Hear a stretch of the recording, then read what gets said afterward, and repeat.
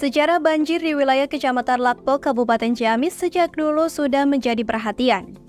Para petani saat itu kelimpungan karena banjir terus-menerus terjadi tiap tahunnya. Dalam catatan sebuah koran Hindia Belanda Bridas Koran yang terbit pada Rabu 30 Oktober 1935 menyebutkan, pemerintah saat itu memiliki rencana untuk mengurangi angka pengangguran. Salah satu upaya mereka adalah dengan memulai berbagai pekerjaan besar seperti perbaikan rawa Lakbok yang berada di Kabupaten Ciamis.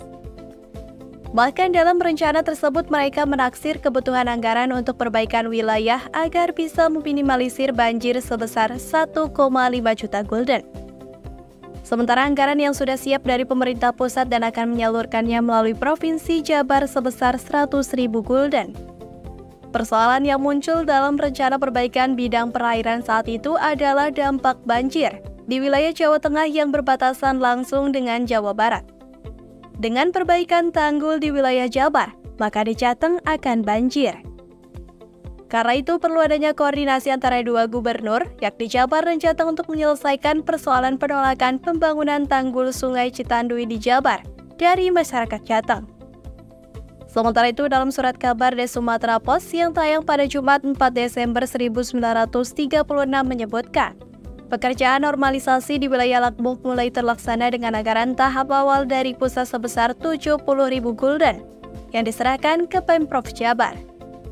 Perbaikan wilayah yang terkenal dengan areal rawa yang begitu luas untuk menjadi lahan pertanian menjadi tantangan tersendiri bagi pemerintah saat itu. Apalagi mereka memperkirakan perlu waktu sekitar 6 hingga 8 tahun untuk menata perairan dan perbaikan jalan di wilayah Lakbok.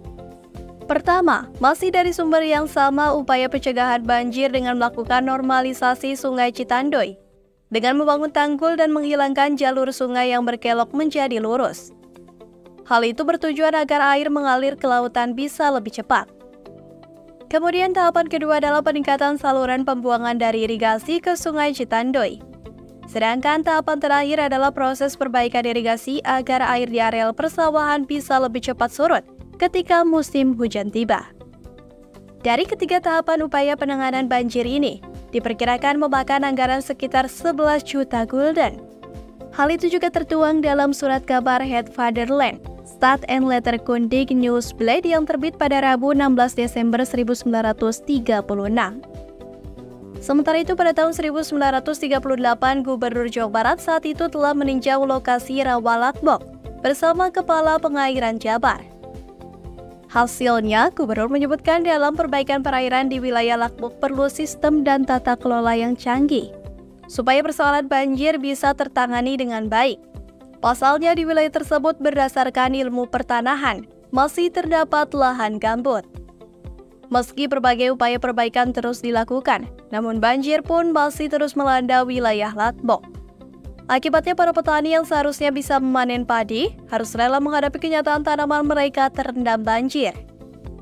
Bahkan banjir tersebut bisa berlangsung hingga 5 kali dalam satu kali musim. Karena banjir yang sangat merugikan para petani dalam surat kabar The Lokomotif yang terbit pada Sabtu 7 Oktober 1939 dengan judul Freestelling van Belasting voor de Sawah Eigenaren van Rawa Lakbok atau pembebasan pajak untuk para pemilik sawah di rawa Lakbok menyebutkan, para petani di wilayah tersebut sangat kecewa karena tidak bisa panen akibat banjir. Merespon kekecewaan itu, pemerintah setempat pun mengambil langkah untuk meringankan beban mereka, yakni membebaskan pajak khusus tahun 1939.